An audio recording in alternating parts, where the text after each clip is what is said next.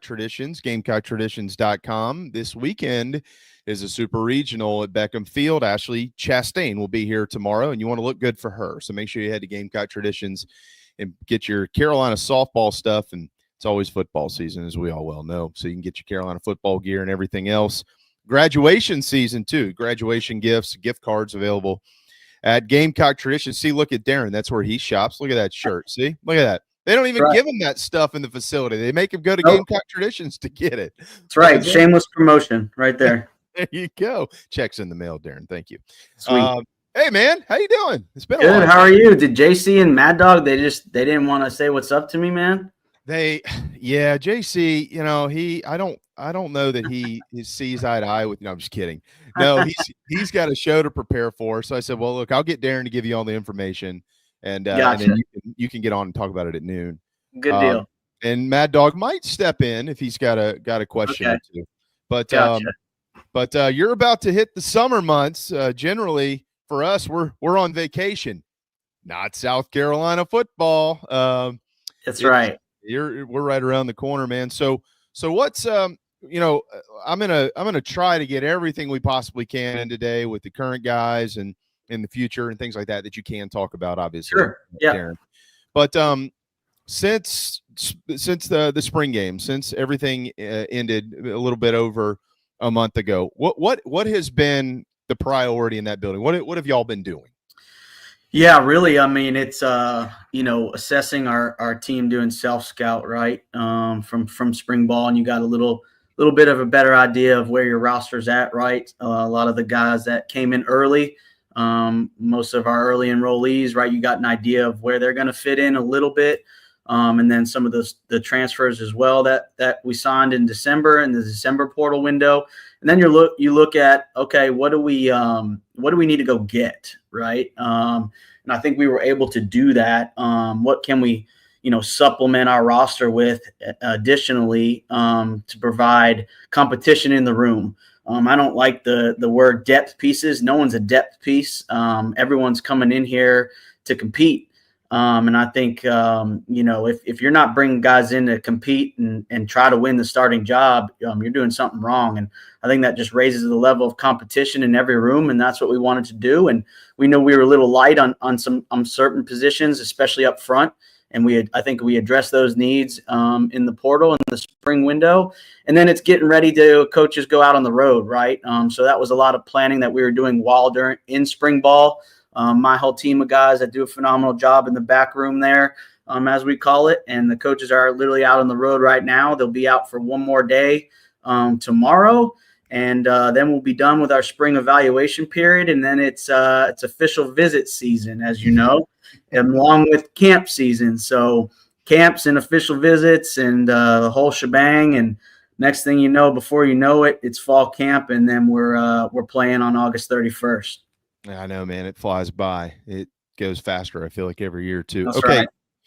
When you came into the spring, Darren, you mentioned there were a couple of spots y'all maybe felt a little bit deficient in. Can you get a little bit more specific on that and coming out? Yeah, just from a numbers standpoint, I think we wanted some more guys up front on the O-line. Okay. So I think we went and addressed that need in the portal. Y'all like where you are there from a talent standpoint and a competition standpoint. We do. We do one more thing here at some point. No guarantees there. But there's still guys out there, right? You only have to be in the portal. There's no certain time you need to sign a guy at, right? We just have to do it before. Obviously, you don't want it to be too late. So, there may be some things that we continue to do moving forward to better the team if it helps the team. And we're all on the same page and we think we can bring somebody in to help make us better. We're going to do that. And then, obviously, we really wanted to add to the D-line room. I think we did that with Troy Pikes from Georgia Southern, and he was our guy from day one. He was someone that we targeted from the beginning and played out that process, and he went on his visits. And look, I mean, it wasn't like we were the only school. He was, Ohio State and Georgia. I think when you're competing with those big boys, they wanted him. So he was a priority for us from the jump. Went and got him, made him a priority, feel like a priority.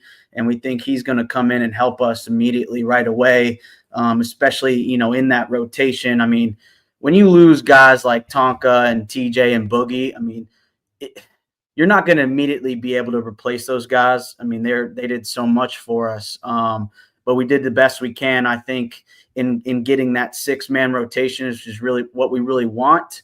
You're not going to get exactly the TJ. I mean, that guy's a 2nd-round pick, right? And Tonka and Boogie, right? Those are phenomenal players that were in the program for 4 and 5 years, right? So you get guys that you think are going to, play those roles for us, right?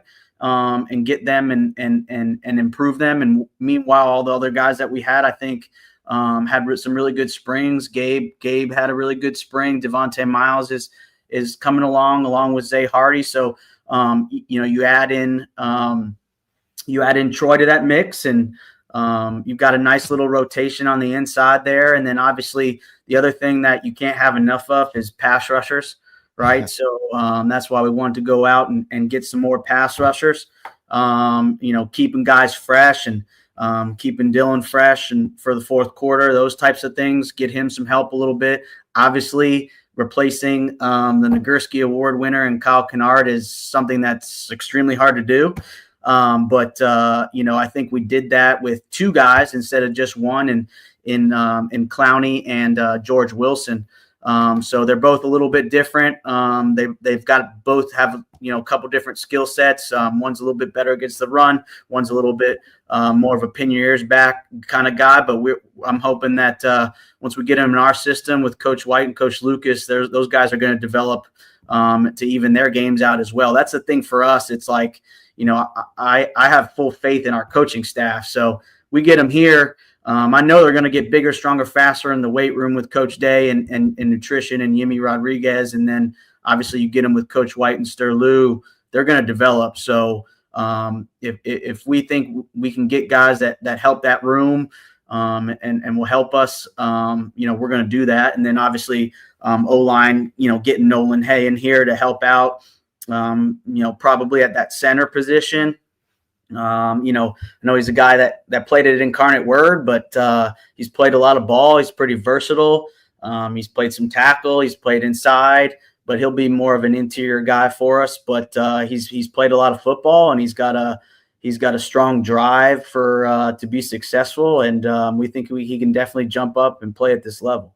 Yeah, the Hay when he committed to y'all and signed with you, that was kind of interesting, I think, to a lot of people, because Boaz went through the spring. I don't want to say he's your starting center or something like that, Darren. I'm not going to put words in anybody's mouth, but certainly he was brought in to play that position, and we'll see how it all works out. But then you add Hay to this, you add Hay to the conversation now, and I think it goes back to what you were saying maybe 4 or 5 minutes ago, and the fact that you could add a guy who could help your team, who could increase the competition level. And so that seems to be the reasoning for that, correct?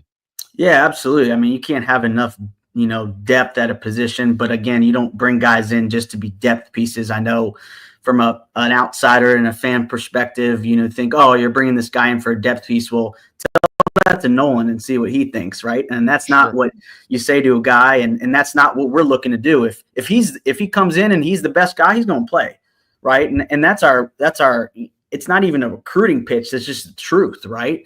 I think we all believe that in this program too, which is the awesome thing about us being super transparent. It's like, look, man, we're not going to guarantee you a starting spot, but what we will guarantee you is an opportunity to compete for one, right? With the reps that you'll get, every single day leading up to fall camp, right? There's a lot of football that goes on now leading up to fall camp, and then obviously through fall camp. And then it doesn't just stop because you're the week 1 starter against Virginia Tech. It's like, let's keep going.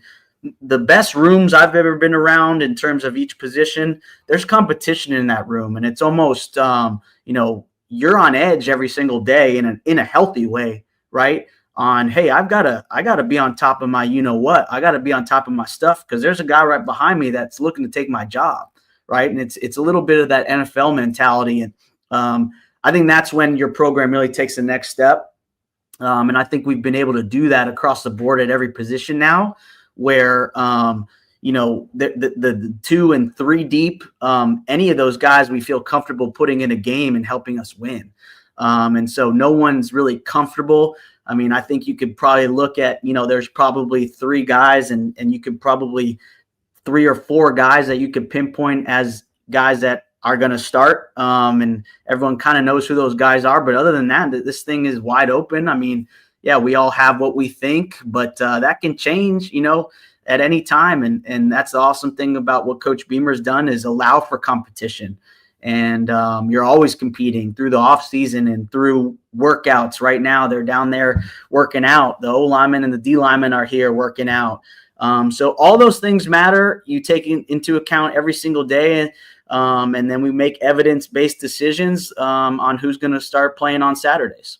Darren Uscher, Director of Player Personnel. All right, let me ask you this, because I've talked to you about this before, as far as how you are prepared to scout guys that could potentially enter the portal. This is not something that when a guy jumps in the portal, oh, let's find out who he is. No, you know who he is. You had told me before, if a guy gets in the portal and we don't know who he is, we're way behind already. So y'all are so prepared. But you mentioned just a moment ago the strength staff and the trust that y'all have in your position coaches to be able to improve guys that come in. How does that help expand the field of guys that you're looking at when they go into the portal? You've already mentioned a couple of guys who I think the large majority of people would be, quote unquote, off the radar dudes, like Clowney, like Wilson, who once was a South Carolina commit under Coach Muschamp, like Nolan Hay, Incarnate Word. Like these aren't names that are going to be popular amongst fans and things like that. But because of what you understand about yourselves and how you develop within that building, Darren, how does when you get the board, how does that lengthen the list of guys that you could potentially be interested in? It makes it massive, which is a good problem to have, right? But we have our filters, and there are certain things that we're looking for from a traits perspective. But a lot of guys will be like, "Oh, you need to be this certain weight." Well, I don't look at it like that. I know that if he's a little bit underweight where his previous stop was, we're going to get him to that point, right? So it broadens the list of who we can look at. And, I call it a cheat code, really, because I have yet to see a guy that we've brought in here from a portal standpoint or high school for that matter that hasn't gained the weight or lost the weight or gotten shape or gained the muscle yet to this point. And I don't think that's ever going to be the case here just because we do such a phenomenal job. It's the best I've ever been. I've been around some really good places. This is just different from a development standpoint in terms of the nutrition and the strength staff.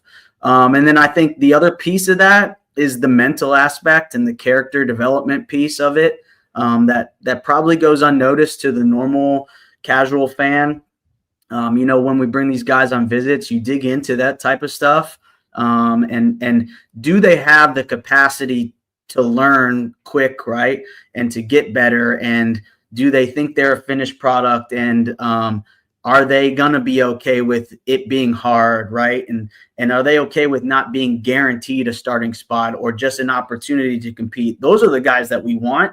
Those are usually the guys that develop faster.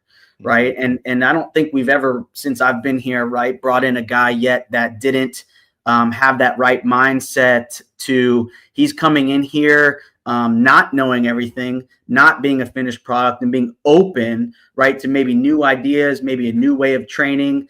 And then they start to see the results and then it just becomes like an addiction, right? Like they want that, they crave that. And then when you start seeing that, you start really seeing results, which, ups the level of competition in the room. And I think that's where we're at now. My second year in the program. And I think, like, going back to what I said, I think that's why in every one of our position rooms now, there's a level of competition in there that they're really, there has been in the past, don't get me wrong, but I think it's to a point now where we feel really, really good about it. Darren, just real quick here. I do want to ask you about a couple other positions and stuff, but how much do you rely on the guys that currently wear the uniform to help you recruit when you get kids on campus? It's massive. I mean, they're a huge recruiting tool for us. I mean, we sit down with those guys afterwards and debrief with them, and they've got to like them too, right? Because, culture is great, and we can say all these things all the time. We can have great leadership, and which we do. Don't get me wrong, but at the end of the day, that culture is ebbs and flows in that locker room, and we're not in there, and that's sacred, right? And we want to keep it that way. That locker room is the players, and the best teams that I've ever been on, they're player driven. Obviously, you have a leader in Coach Beamer and our coaches, but that only takes you so far. We've had great leadership last year, obviously with the Demetrius Knight and guys like Boogie and our seniors, right? We had a great group of guys. So those opinions matter, and they're to the point where they'll tell us if they don't like a guy or not. And hey, we've moved on from guys because of that. And I think you have to be okay with that, regardless of if it's a huge need. Now, there's always a case where you got to weigh the pros and the cons, right? But we sit in our staff room after every single visit, and we discuss that stuff. We go around the table, and it's an open forum, right? And there's, it doesn't matter if you're an analyst, a GA, or you're an athletic trainer. Like, your opinion matters in this program to Coach Beamer, and he wants to have everyone has a voice in that, because it all matters. We're all involved in everyone's development, and culture is so important. And it's not just something that you just throw on a wall or put in a presentation. It's every day. Culture is something that changes and ebbs and flows every single day. And it's like this, right? So you got to maintain that. And if you bring in one bad egg, it can affect a lot. I've been places where that's happened. So our players are a huge resource for us. In addition to, we always tell recruits, like, if you want to know something and you think that, what we're saying is just like a recruiting pitch, which is not, right? But, it is like other places. Go ask our players. They're the best resource, right? Because they'll tell you the truth, right? They're the ones that have lived it. Hey, they're the ones that are going through it every day. They'll tell you the truth. They have no reason to make it up, and neither do we. But, it's just an additive to help recruit. And, they're a huge part of this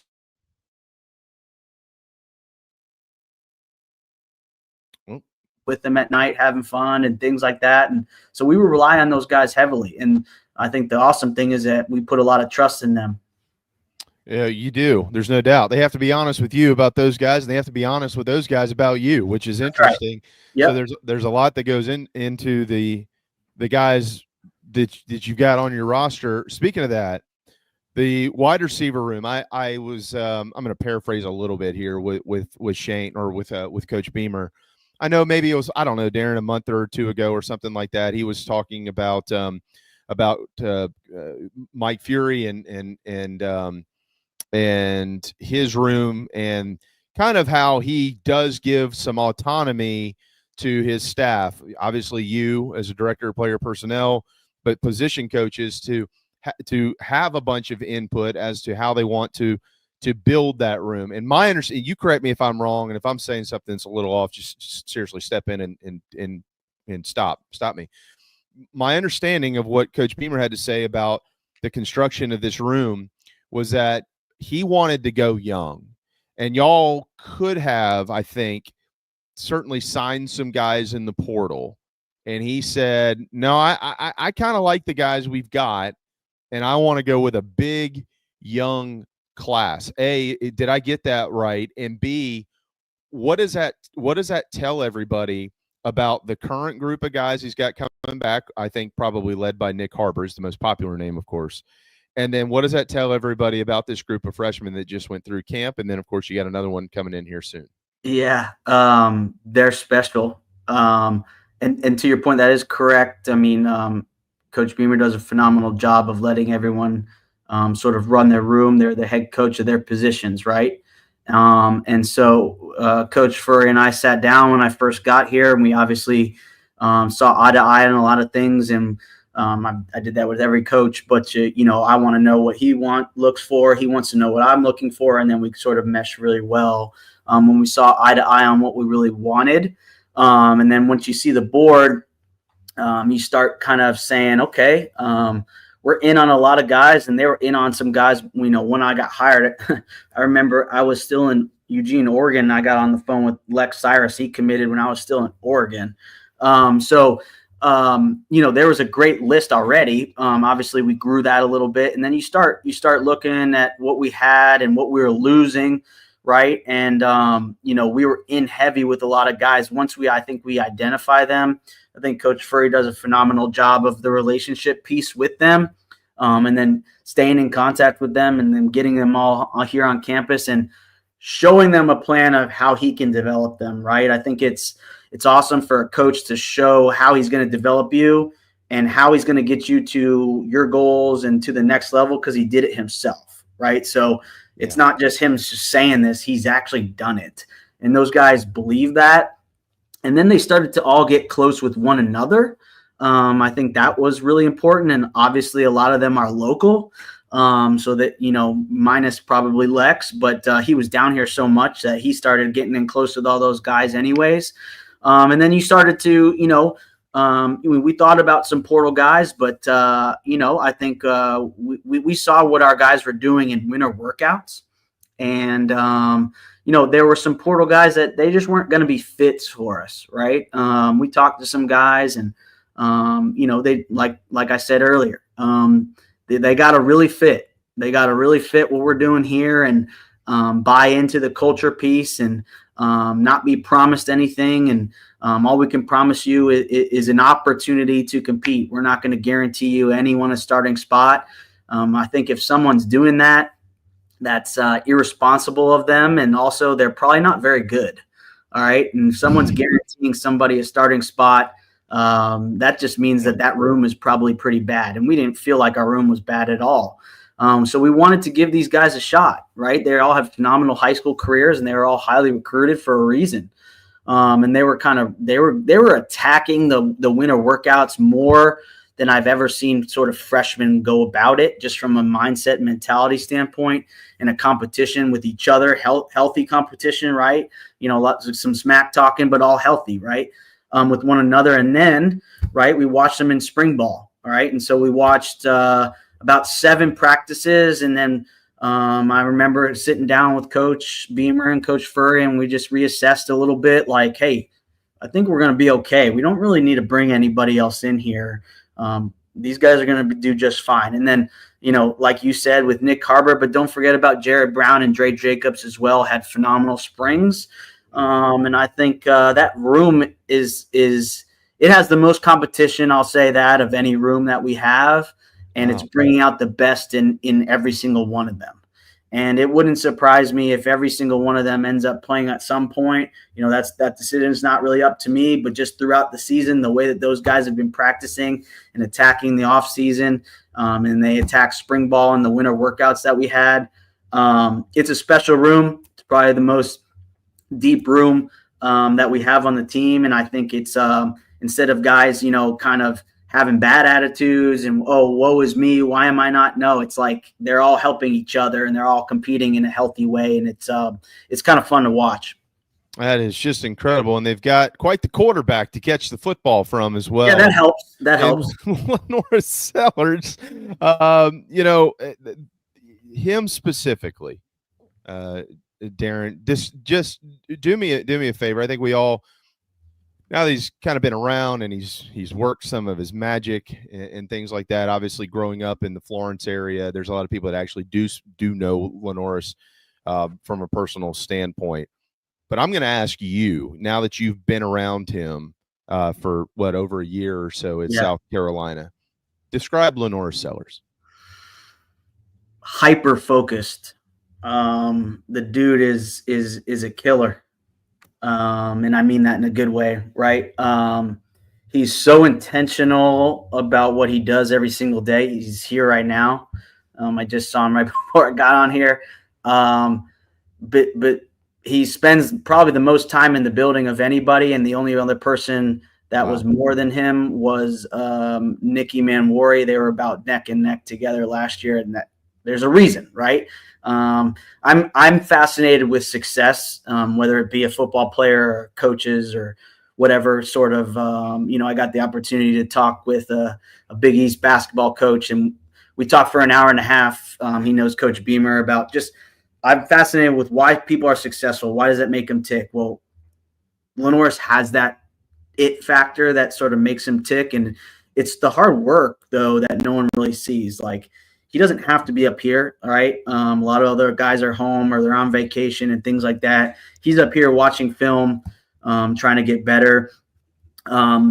He gets this look in his eye every time he steps out onto the field, whether it's a practice or a lift or a walkthrough even, that he's just like, you've heard the term like in the zone, right? And I think that's hard for people to understand if you haven't ever played athletics or been in athletics, or he's in the zone whenever it's time to be in the zone, and he locks in like I've never kind of seen. And obviously he was throughout the whole season. I really, really noticed it in the Clemson game.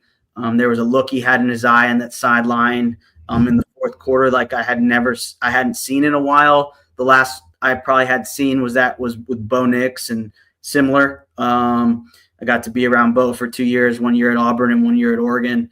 And they all have those similar traits, guys like that. They're the clutch gene, is like people say, like you see what Jalen Brunson's doing with the Knicks. It's the same thing. It's a way that their mind it makes them tick. And he's different. He's got the right mindset. And I will say this, he's like this, right? Yeah. He's never too high, never too low. Bo was the same way. Bo was maybe a little bit more fiery, and you have to kind of rein him in a little bit. LaNorris is starting to show that a little bit more, but he's so even keel, and that is so clutch for that position. It's key for that position. Not, hey, celebrate touchdown with your teammates, but it's all right. You got another series coming up right after that. The defense goes out there, or if you throw a pick, all right, next play. Right. It's you hear that all the time. The mental aspect of playing the quarterback position, especially in the SEC, with the expectations that are on him, it's hard to explain unless you're around him. Like, you would never know that he's a Heisman candidate and all this stuff, but he doesn't act like it. I'll put it that way. He's really taken a step up, in my opinion, as a leader.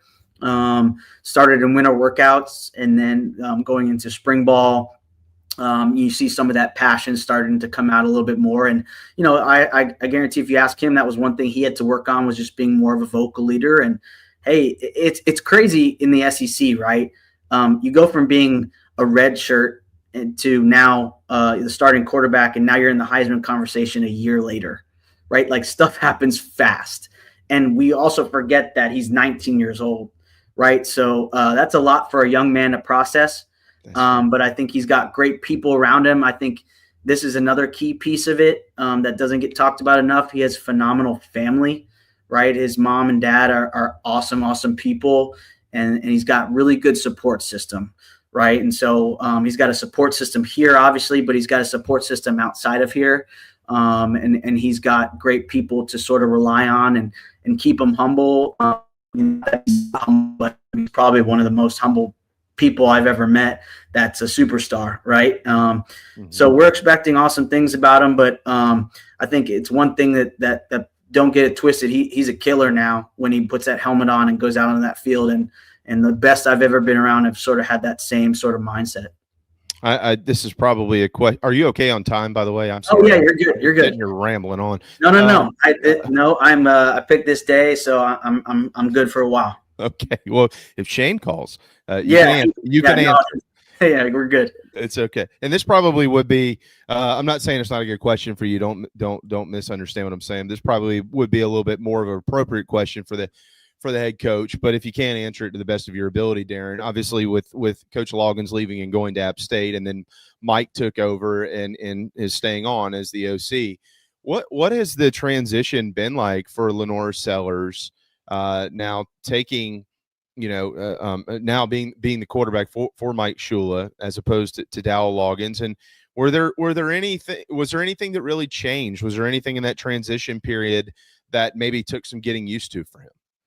I think it was pretty seamless. I have a unique vantage point because I'm in it, but I'm also on the outside a little bit, so I can see things a little bit differently from a practice perspective, a meeting perspective, and I'll pop in meetings here and there just to, I like popping in our guys' meetings all the time, from time to time, and just evaluating. I'm an evaluator of people, right? It's evaluative talent, but it's really people, right? So I'm evaluating people all the time, whether it's our, fourth string quarterback, whatever, is buying things matter.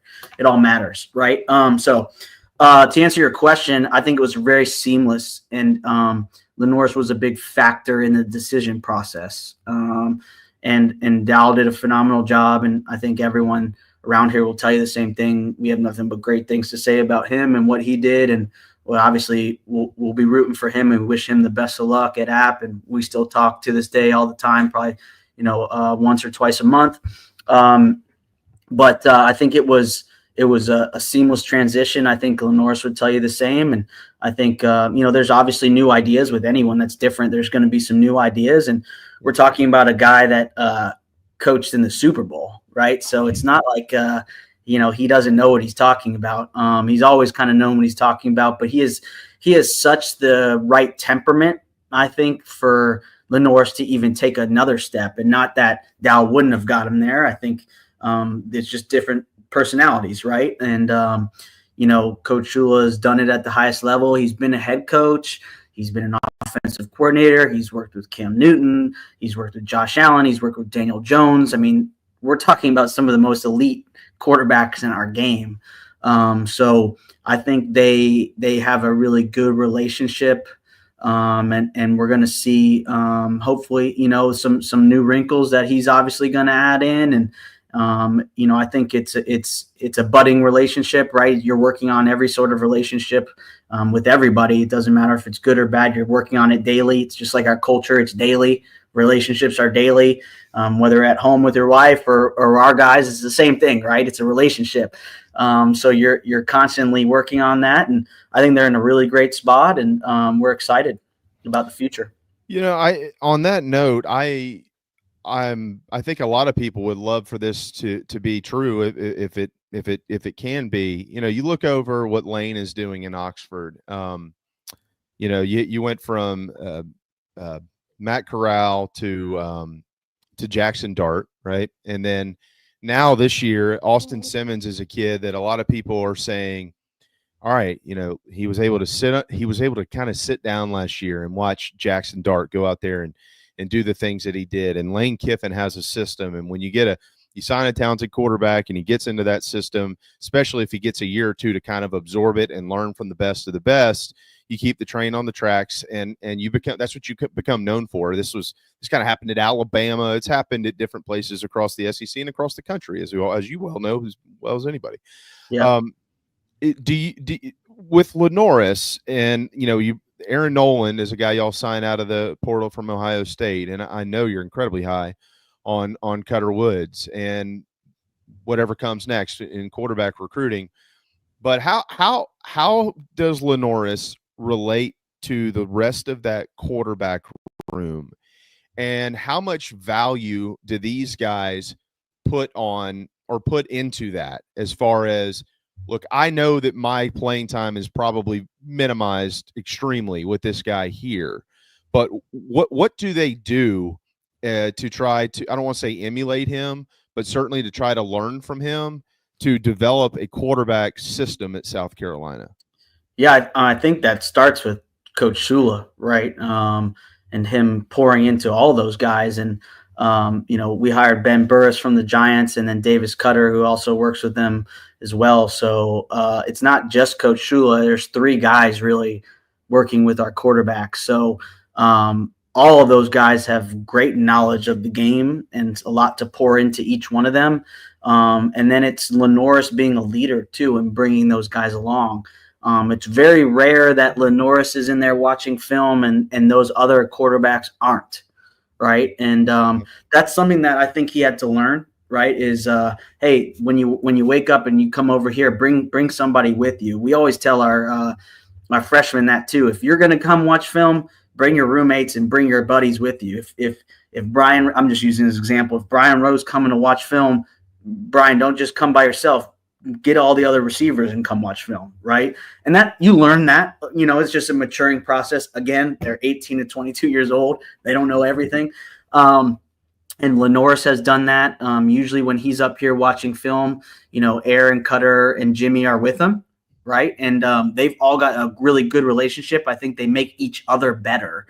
And I would say from what I've witnessed, when one of them's taking a rep, the others are taking mental reps, right? And so, you may only get, I'm just arbitrarily using example, 15 reps, but you can get 80 throughout the course of a practice mentally, right? And that's so important. And those are the things that a lot of people don't see until you're the guy that's going in the game, right? And so you already know you've taken that many mental reps throughout all those weeks and years of practice. They may not have been the physical reps that you may have wanted, right? Because the 1 or the 2 is getting that. But if you're put in the game, you've prepared yourself, right? I think those showing those habits, LaNorris teaching those other guys, Coach Schula, Ben and Davis Cutter teaching those guys just how to take mental reps. I mean, Davis was with Arch Manning last year, right? And Quinn Ewers and Arch taking those mental reps, right? And Ben Burris was with Coach Schula when he was with the Panthers, and then he was with the Giants with David, Daniel Jones, sorry. And, just seeing how those guys prepare, right? So that's 3 people that have a wealth of knowledge on, there's 100 ways to skin a cat, you know what I mean? So teaching all those guys more so just how to be a pro, right? Because in high school, you're the man, right? You're taking all the reps. You're the guy. You can kind of jack around at practice. You're the starting quarterback in high school. You know what I mean? And I'm not saying those guys were, but you like jacking around. But it's not as serious, right? Here, it's pretty serious, and you want to be the guy because, it's one play and you're the starter, right? God forbid, knock on wood, something happens, right? You're up. So you got to be ready and you got to prepare that way. And I think all of those guys have come a long way in terms of their preparation, right? Along Air, Cutter, and Jimmy as well, right? And so I think we feel confident about all those guys, and they're all getting better, and we're excited about that room for the future. All right, the future. It's interesting. We're in a very uncertain time right now, aren't we? We don't know what in the world is going to happen. We know some of what's going to happen, but then we also are still kind of waiting on some things from a legal standpoint to get it all figured out there. And finances obviously are a huge point in college athletics today, as it pertains strictly to quarterback recruiting. Just strictly, how do you feel like that is going for y'all? I know you can't talk specific names. I'm not asking any of that. How do you feel like internally that is going? Do you feel like you in the process you are where you want to be? How do you I'm going to try to lump 2 or 3 quick questions into this. How do y'all approach this? As in, do you try to sign a quarterback every cycle? And then the financial aspect of that, how large how much does that play into this? Like, how large of an influence is it today in today's quarterback recruiting on which guys you target and which guys you can land? Yeah, so ideally you always want to have 5 guys on scholarship in that room. Now, in today's college football in 2025, that's tough because that means 4 guys aren't playing, right? And it's the one position, besides running back, you can do some committee type of stuff, but there's one guy on the field, man. And especially when you have a guy in LaNorris, the other guys know that they're waiting their turn. And they got to be okay with that. So again, it goes back to the character piece and that mindset piece. We got to find the right guys that are okay with developing and learning.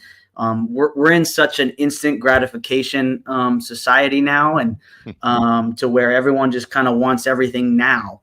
And it's probably due to this right here, right? But quarterback needs to be a different mindset, right? And they need to some of the best I've been around have sat for 3 years, and then they were the starter their 4th year, and they're still playing in the NFL, right? So, they got to have that right mentality. So is it always going to be 5? No, it's not 5 for us right now. I think we're okay with that. Times have changed, right? But to your point, I think we feel like we're in a really good spot. Ideally, you want to take one every year. Now with the portal, it's not as important to take a high school quarterback every year as it used to be. 5 years ago, I would say you have to get back to that 5 number every single year. And the thought process back then was you want to bring freshmen in, develop them, and they're the next guy in 2 years, right? So about 2 years. Now it's all changed because guys don't want to sit, right? That's just how it is. Or they see an opportunity at another school and someone's going to, compensate them well to go start somewhere. And by all means, I'm all for that.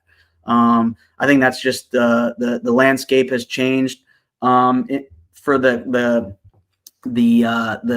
monetary piece of it. That's something that you definitely have to manage.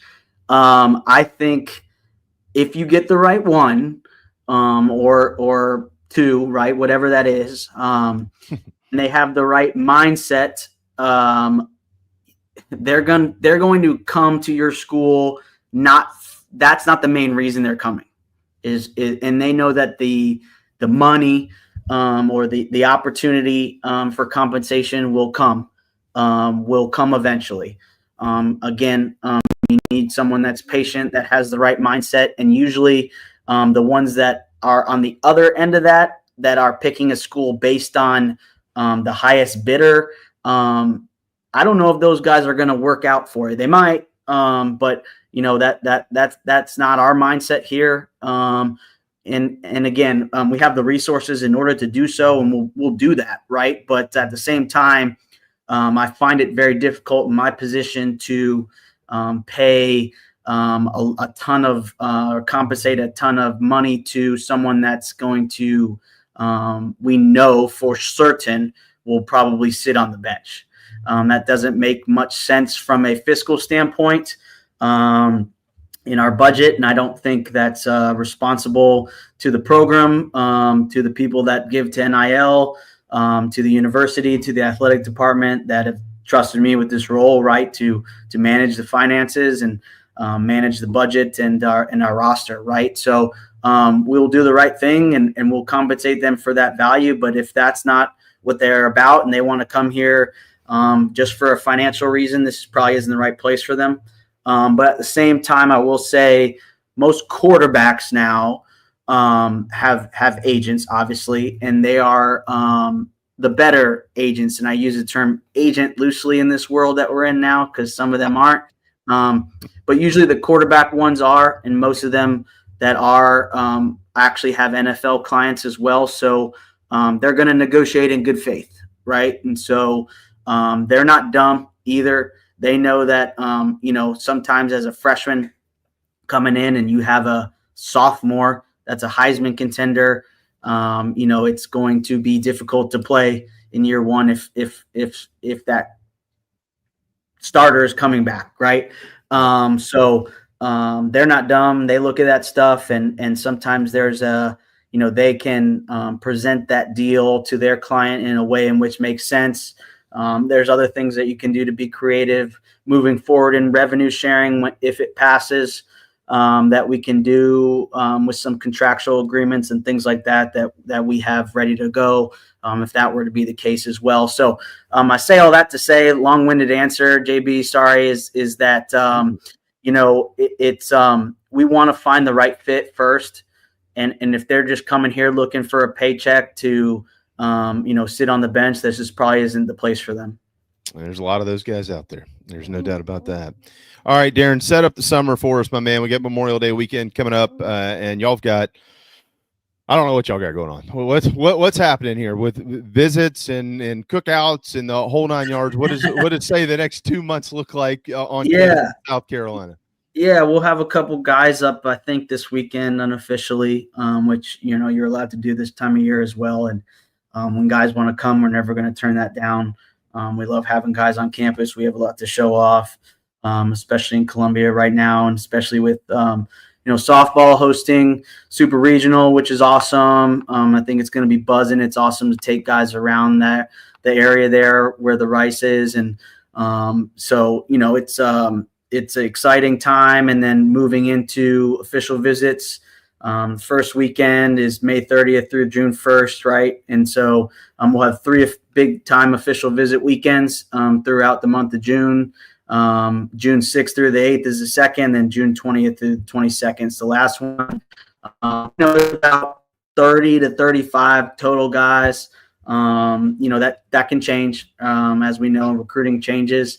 You look to kind of even it out. I think the way they've done it here in the past has been awesome, and it's worked out really well. And I agree with the philosophy of Coach Beamer is that, you want to make it a big weekend, but you also don't want it to be too hectic where guys don't feel like they're getting the personal attention that they deserve. And we do a really good job here of making it special for the prospect and their families. And then, after that, we'll hopefully, get some good news out of those weekends and be productive out of those weekends. My goal always has been by the time, right before fall camp starts or a little bit before that, you want to have half of your high school class signed. Things have changed nowadays just because of the timeline and the calendar and NIL, and there are things like that. But for the most part, I think we're trending in that direction. Hope to have a little bit more than half of our guys. Not signed, but committed. Yeah, I wish we could sign them instantly. That would make up a lot of time and energy and effort. But no, and hey, we may see that moving forward at some point. But no, you want to have half your class committed by the mid-August, right before you get going for fall camp. And then the other thing I think that is lost in all this is in the middle of June, I believe it's the 16th or 15th or that Sunday in June.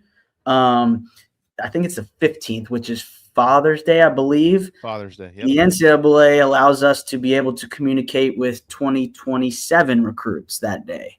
Oh. So we've been preparing for that for about a month or two now, and we've obviously have our board, and you are seeing other offers get thrown out to 2027s as we're going out on the road and seeing these guys. So that will be the first day that we are legally allowed to text and call them. So we will do that. And meanwhile, I'll have official visits and camps going on at the same time. So a lot going on, a lot to be excited about. But I'm excited about the 27 class moving forward. Not that I'm not about the 26, but that first time that we're able to communicate with them is huge. And I think in the state of South Carolina, as is 26, as was 25, 27 is loaded. And we're really, really, really excited about keeping all those guys home.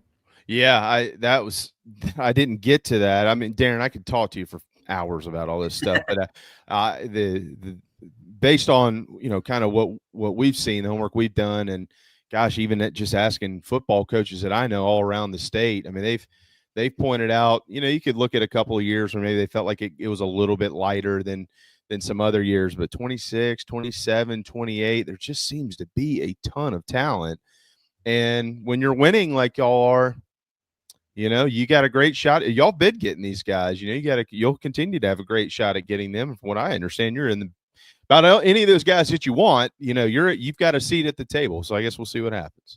Yeah. I mean, I don't know if you remember when I first came on, I told you that, on my interview with Coach Beamer, he asked me what would be one of the things that I would do if I got the job. And I said, keep every single person that is in this state home. Yep. And that's so important because when I was a student here and I left, it was the Clowneys, the Lattimores, and the Gilmores, right? And we had extreme success then. And so when you start to do that and you start stacking those classes as we're doing right now, and running the state and then winning that final game, as we all know that we did, you're going to set yourself up for success for years to come. And there's really, really good football in this state. It's gotten so much better, and there's tremendous coaches that we've got great relationships with. And that's another thing. We'll have our in addition to just our prospect camps, but our team camps, our 7-on-7. So we get to be around a lot of the local talent, a lot of the local coaches, and just, building on those relationships. And I think they know where home is at. If you're from this state, this is where you come to play. This is the SEC. And when we've got the majority of our guys from this state, we're going to be able to compete for championships here. And we truly believe that. You might be competing for one this year. Darren, hey, man, it is just always great to see you. Thank you for making all the time that you do. About pretty much every time we ever ask, you find a way to get it done. So thanks to you, and obviously thanks to Coach Fink for allowing that, and Shane. But you got to get to work now. You got to get some lunch. Yes, sir. You got to get to work. So, hey, I'll see you soon, man. I got like 5 missed calls since I've been in here. So God, no, good. So we're gonna get. So we've cost you a kid. No, it's just here's the thing, man. It's our coaches are out on the road, so sometimes those guys get lonely when they drive and they just like to call and talk. It's like, guys, I got to do stuff. So, they work. No, I'm just kidding. They work hard, but they do call a lot. And it's really just a chit chat. It's more so just to fill me in on like who they saw and all that. But then it's also, they've got a 2-hour drive. So sometimes they'll just call and be like, hey, how's it going? I'll be like, good. How's it going with you? Like, I got to go. So, no, those guys are awesome. They're working hard.